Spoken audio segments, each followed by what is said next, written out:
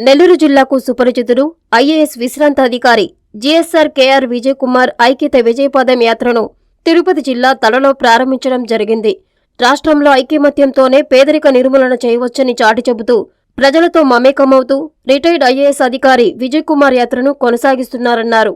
తిరుపతి జిల్లా తలలో ప్రారంభించిన ఈ యాత్ర రాష్ట్ర రాజధాని వరకు కొనసాగనుంది. ఈ సందర్భంగా విజయ్ కుమార్ మాట్లాడుతూ దేశంలో ఆర్థిక సమానత్వం కలిగి ఉండాలని ఆకాంక్షించారు. కుల వివక్ష తొలగి ప్రతి ఒక్కరిలో ఐక్యతాభావం వచ్చిన రోజే పేదరికం తొలగిపోతుందని చెప్పారు.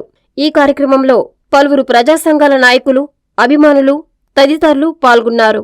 ఈ పేదరికం ఉన్నటువంటి పరిస్థితిలో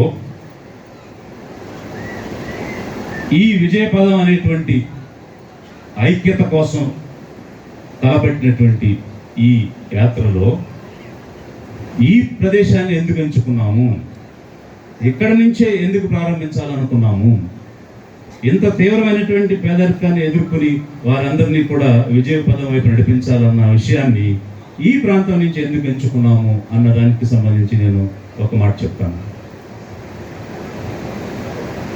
ఇక్కడే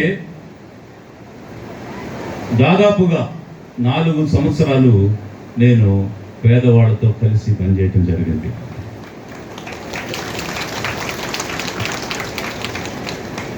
అసలు ఆ పేదవాళ్ళ యొక్క వ్యతలు, బాధలు, వ్యధలు స్వయంగా ఇంటింటికి వెళ్ళి చూసినటువంటి అనుభవం నాకు ఇక్కడే వచ్చింది.